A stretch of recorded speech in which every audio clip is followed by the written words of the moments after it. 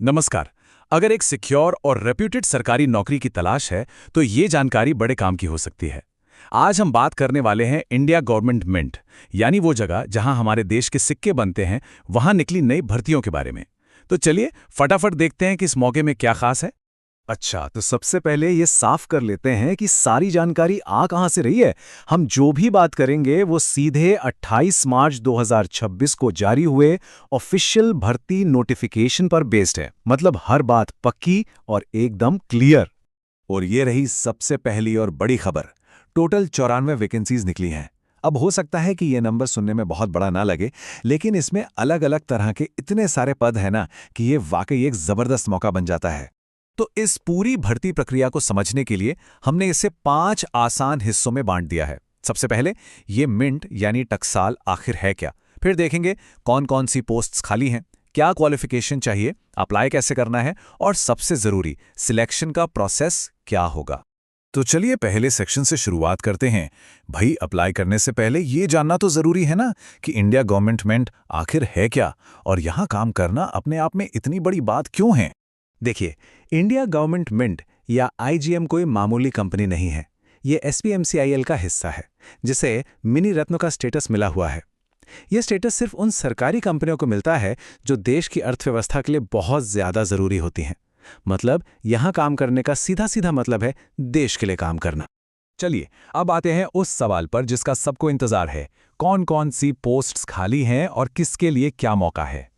और एक अच्छी बात यह है कि ये भर्तियां किसी एक शहर में नहीं हैं। ये जो 94 पोस्ट्स हैं, ये देश के 4 बड़े टकसालों मुंबई, कोलकाता, हैदराबाद और नोएडा में निकली हैं।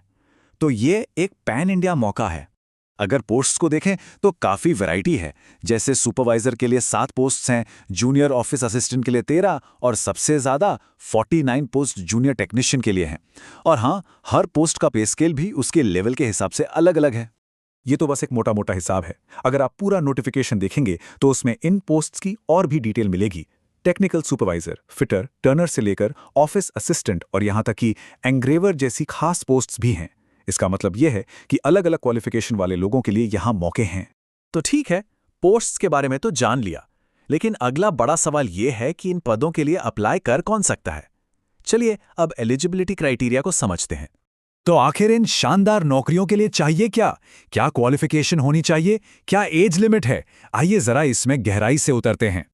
चलिए कुछ मेन पोस्ट्स की एजुकेशनल क्वालिफिकेशन पर एक नजर डालते हैं। जैसे सुपरवाइजर की पोस्ट के लिए इंजीनियरिंग में फर्स्ट क्लास डिप्लोमा होना जरूरी है। जूनियर ऑफिस असिस्टेंट के लिए ग्रेजुएट होने के साथ साथ कंप्यूटर की नॉलेज और टाइपिंग स्किल भी चाहिए। और जूनियर टेक्नीशियन के लिए जो भी आपका ट्रेड है उसमें फुल टाइम आईटीआई सर्टिफिकेट होना ही चाहिए। और हाँ, ये जानकारी बहुत जरूरी है। सरकारी नियमों के हिसाब से जो रिजर्व्ड कैटेगरी के कैंडिडेट्स हैं उन्हें उम्र में छूट भी मिलेगी। जैसे एससी एसटी कैंडिडेट्स को 5 साल, ओबीसी को 3 साल और दिव्यांगजनों को 10 से 15 साल तक की छूट दी गई है। ओके, तो एलिजिबिलिटी समझ आ गई। अब बात करते हैं कि अप्लाई कैसे करना है, मतलब क्या क्या स्टेप्स फॉलो करने हैं।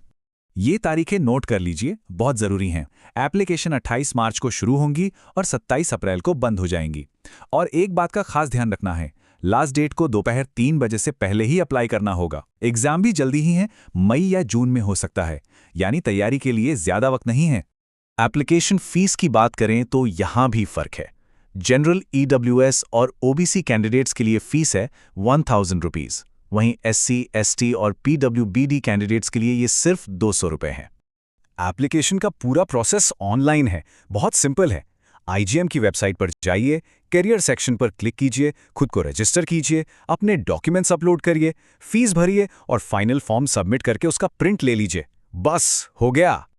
चलिए अब आते हैं आखिरी और शायद सबसे जरूरी पड़ाव पर, सिलेक्शन प्रोसेस। आखिर कैंडिडेट्स को किन किन टेस्ट से गुजरना पड़ेगा। अगर सुपरवाइजर की पोस्ट के लिए एग्जाम पैटर्न देखें तो टोटल 150 सवाल होंगे और इसमें से 105 सवाल सीधे सीधे टेक्निकल या प्रोफेशनल नॉलेज से जुड़े होंगे। तो ये बिल्कुल साफ है कि अपने सब्जेक्ट पर पकड़ बहुत मजबूत होनी चाहिए। वहीं जूनियर ऑफिस असिस्टेंट का एग्जाम पैटर्न एकदम अलग है। यहाँ focus general awareness, computer, English और एप्टीट्यूड जैसे सब्जेक्ट्स पर है। और हाँ, जो लोग ये रिटन एग्जाम क्लियर कर लेंगे उन्हें एक क्वालिफाइंग टाइपिंग टेस्ट भी देना होगा। अब बात करते हैं जूनियर टेक्नीशियन की। इनके एग्जाम में 120 सवाल होंगे, जिसमें से 85 सवाल सीधे उनके ट्रेड के टेक्निकल नॉलेज से पूछे जाएंगे। तो यहाँ भी प्रैक्टिकल स्किल और नॉलेज की बहुत ज़्यादा वैल्यू है। और जानते हैं सबसे अच्छी बात क्या है? तैयारी के लिए इधर उधर भटकने की जरूरत नहीं है।